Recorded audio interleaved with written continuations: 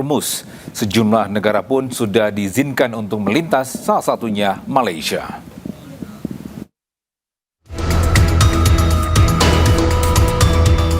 Kali ini mereka mengizinkan negara sahabat untuk bisa melintasi Selat Hormuz. Sejumlah negara yang diizinkan melintas adalah Cina, Rusia, Pakistan, Irak, dan India. Sementara Malaysia mengklaim Iran telah mengizinkan kapal mereka melintas. Terima kasih kepada Presiden Iran kerana awal memberi laluan dan sekarang kita dalam proses untuk melepaskan kapal minyak Malaysia dan pekerja yang terlibat supaya dapat meneruskan perjalanan mereka. Malaysia mengambil sejumlah langkah untuk mencegah krisis energi. Salah satunya dengan mengurangi kuota bahan bakar bersubsidi. Warga Malaysia juga hanya bisa membeli 200 liter bensin bersubsidi per bulannya. Ya, sementara itu Menteri Luar Negeri Iran Abbas Araghchi menegaskan Selat Hormuz tertutup bagi musuh dan sekutu mereka. Araghchi juga menyebut Amerika Serikat pengecut karena tidak berani lintasi Selat Hormuz. دیگریش تنگه هرمز هست. بعد از 47 سال بالاخره ما رو مجبور کردن که اقتدار خودمون رو برای این منطقه، برای این آبراه، برای این تنگه هرمز نشون بدیم و به دنیا بدیم. باورشون شاید نمیشد. فکر میکردن که ایران بلوف میزنه. فکر میکردن که ایران جرأت چنین کاری نداره. ولی ما با قدرت این کارو کردیم و تمام توان خودشون رو بسیج کردن که این کار رو متوقف بکنن و نتونستن. حتی متوسل شدن به کشورهای دیگه، حتی متوسل به کسانی که خودشون دشمن میشمارن متوسل شدن که بیان کمک بکنید این آبراه رو باز بکن. و خب هیچ کم استقبال نکرد، چون اصلا شدنی نیست. وقتی ناوگان خود آمریکا جرئت نمیکنه به این تنگه وارد بشه، چطور توقع دارن ناوگان کشورهای دیگه، نیروهای دریایی کشورهای دیگه نزدیک بشن؟ و ما به همه این کشورها اخطار دادیم که اگر نیروهای مسلح اونها وارد این حوزه بشن تنش رو بیشتر خواهند کرد، منطقه رو با مشکلات پیچیده‌تری مواجه خواهند کرد و حل مشکل تنگه هرمز هم پیچیده‌تر. Ya, sementara itu Perdana Menteri Israel Benjamin Netanyahu klaim telah membunuh Komandan Angkatan Laut Garda Revolusi Iran Ali Reza Tangsiri. Israel tegaskan sosok ini adalah orang yang berada di balik penutupan Selat Hormuz. בעוצמה את המטרות של משטר הטרור האיראני. אמש חיסלנו את מפקד חיל הים של משמרות המהפכה. לאיש הזה יש הרבה דם על הידיים, ובנוסף הוא זה שהוביל את סגירת מצרי הורמוז. זוהי עוד אחת מהדוגמאות של שיתוף הפעולה בינינו לבין ידידינו ארצות הברית, במטרה משותפת להשיג את מטרות המלחמה. Ya, konflik yang memanas di Timur Tengah berdampak pada kenaikan harga minyak global. Warga di sejumlah negara mengeluhkan kenaikan BBM tersebut.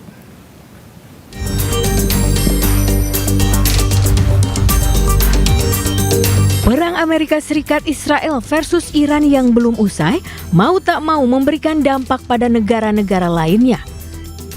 Kenaikan ini terjadi setelah distribusi utama minyak dunia di Selat Hormuz terganggu akibat konflik.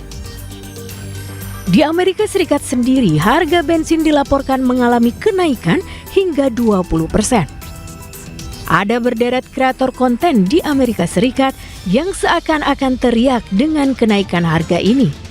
Oh, we are so cooked. We are so cooked. $8. Oh my. $8.39 for Supreme, and that is real. Literally look at that. That is real, folks. Right here, $8. California gas prices, bro. I have never seen anything like that before. Oh my God.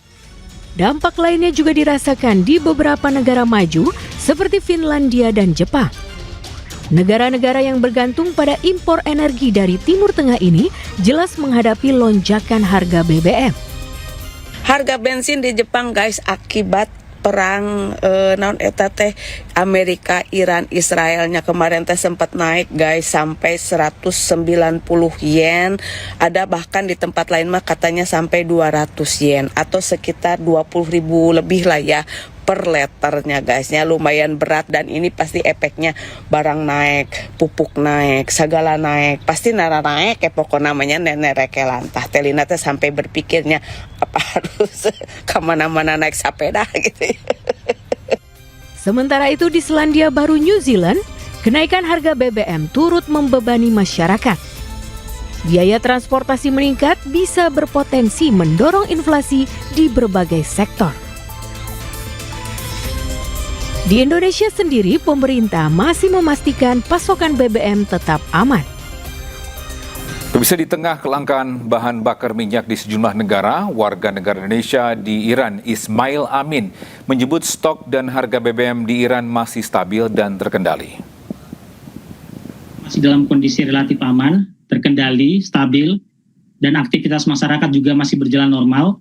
Meski memang tampak pengamanan di beberapa titik strategis, dan dari pihak keamanan itu tampak selalu dalam kondisi siap siaga, karena serangan sampai saat ini masih kerap terjadi di waktu dan tempat yang random. Jadi tidak hanya menyasar tempat-tempat strategis berupa infrastruktur militer atau pemerintahan, tapi juga di pemukiman warga. Jadi sampai saat ini konflik Iran dengan Amerika Serikat Israel itu masih berlangsung dan belum mereda. Termasuk sejauh yang saya ketahui, Iran juga telah melancarkan gelombang serangan yang ke-82 malam tadi ke wilayah Israel dan semua pangkalan militer yang ada di kawasan. Sekali lagi kondisi terkini aktivitas negara dan masyarakat masih tetap berjalan, pemerintahan, militer, dan distribusi kebutuhan pokok juga masih berfungsi. Sekarang masih suasana libur Lebaran dan Tahun Baru, karena tanggal 21 Maret kemarin Iran baru saja merayakan Tahun Baru Persia, sehingga kantor-kantor dan aktivitas persekolahan dan perkuliahan juga masih belum aktif sampai saat ini. Sampai akhir pekan nanti, Sabtu baru akan mulai kembali normal.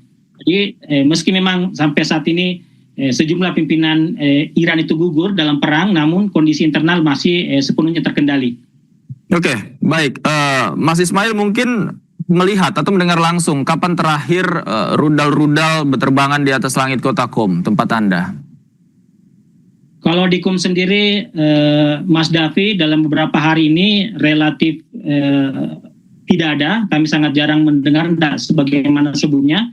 Tapi dalam laporan warga negara Indonesia yang ada di Teheran, sampai saat ini masih ada. Apalagi 2-3 hari yang lalu, infrastruktur listrik itu diserang, walaupun kemudian bisa terkendali 1 jam di Teheran itu mengalami pemadaman listrik, lalu kemudian masih bisa normal kembali, dan sampai saat ini alhamdulillah masih relatif kami mahasiswa Indonesia yang ada di Iran melakukan halal bihalal dengan semua warga negara Indonesia yang ada di kota Qom. Kami di sini ada sekitar 150 orang, Mas Davi. Oke, Mas Ismail, ini kan dampak perang dirasakan terhadap harga BBM di seluruh dunia, di negara lain. Nah, apakah ini juga dirasakan oleh warga yang berada di Iran, dampaknya terhadap harga kebutuhan pokok maupun BBM di dalam negeri?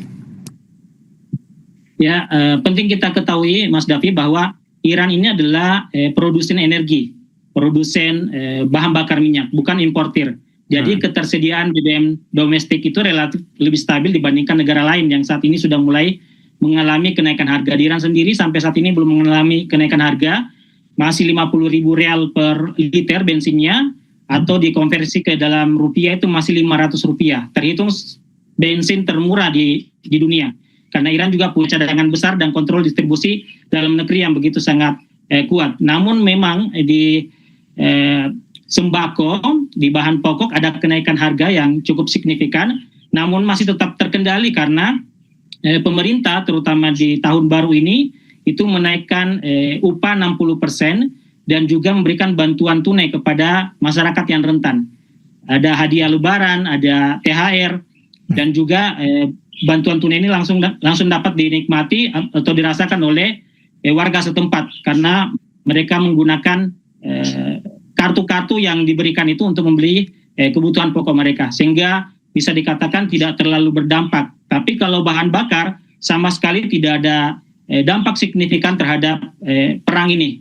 Semua masih berjalan normal, di SPBU juga tidak ada lonjakan pembeli, tidak ada antrian sebagaimana di negara-negara lain yang sudah mulai ada antrian yang begitu sangat panjang karena sudah mulai mengalami kelangkaan bahan bakar, sementara di Iran itu masih cukup terkendali karena sekali lagi Iran ini bukan importir tapi produsen minyak.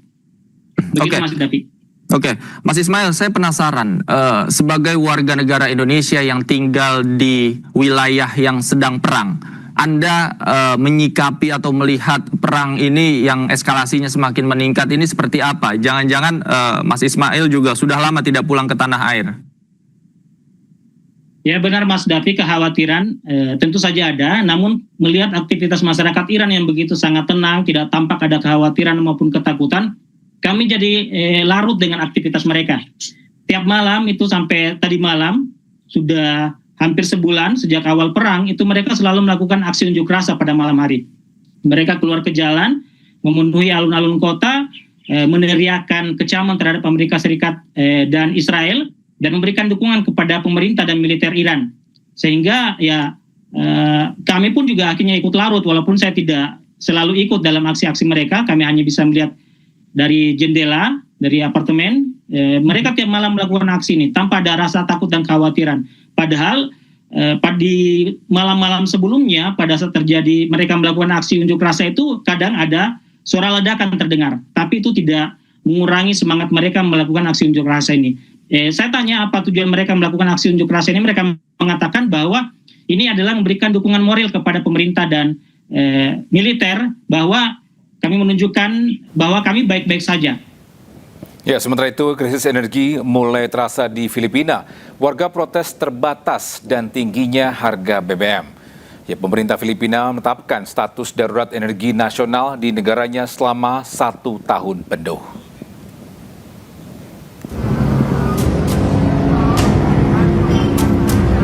Aksi protes tingginya harga BBM digelar di sejumlah lokasi di Filipina, salah satunya di Quezon City.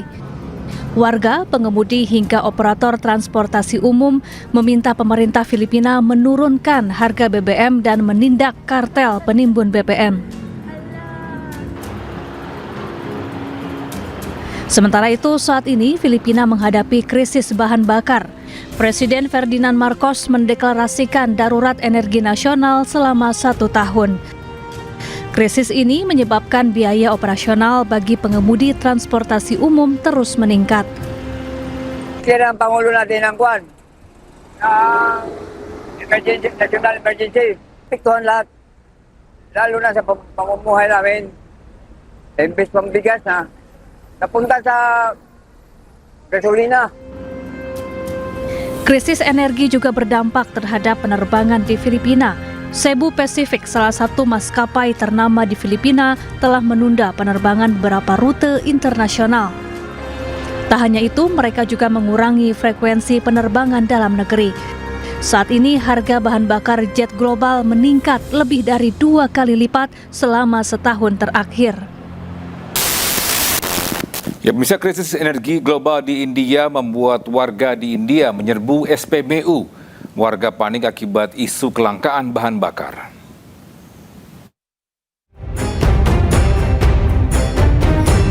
Antrian panjang kendaraan terjadi di sejumlah SPBU di India, salah satunya di Gujarat dan Ahmedabad. Mereka mengantri setelah beredar isu kelangkaan bahan bakar akibat ditutupnya Selat Hormuz. Warga mengantri sejak pagi hingga malam tiba.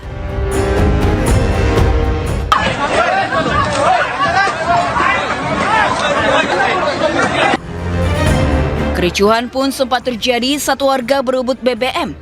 Polisi India pun dikerahkan ke sejumlah SPBU untuk mengatur antrian. India menjadi importir dan konsumen minyak terbesar ketiga di dunia. Perang yang berkecamuk di Timur Tengah berimbas dengan pembatasan Selat Hormuz. Iran melarang kapal-kapal negara sekutu Amerika Serikat dan Israel melintas. India yang menjadi salah satu sekutu Amerika Serikat pun terkena dampaknya. Padahal lebih dari 40% impor minyak mentah India bergantung pada Selat Hormuz.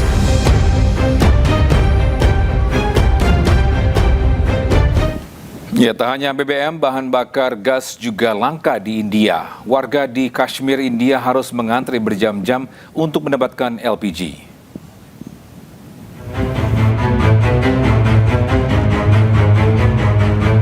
Kashmir, India, kepanikan masyarakat atas kebutuhan energi masih terlihat.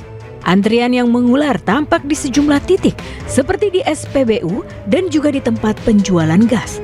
Sejumlah SPBU dilaporkan kehabisan stok karena warga berbondong-bondong membeli bensin, bahkan ada yang menimbunnya. Sebelumnya pemerintah setempat pernah menyatakan bahwa stok bahan bakar sebenarnya masih tersedia. Yang memicu terjadinya antrian mengular ini adalah kepanikan masyarakat sendiri.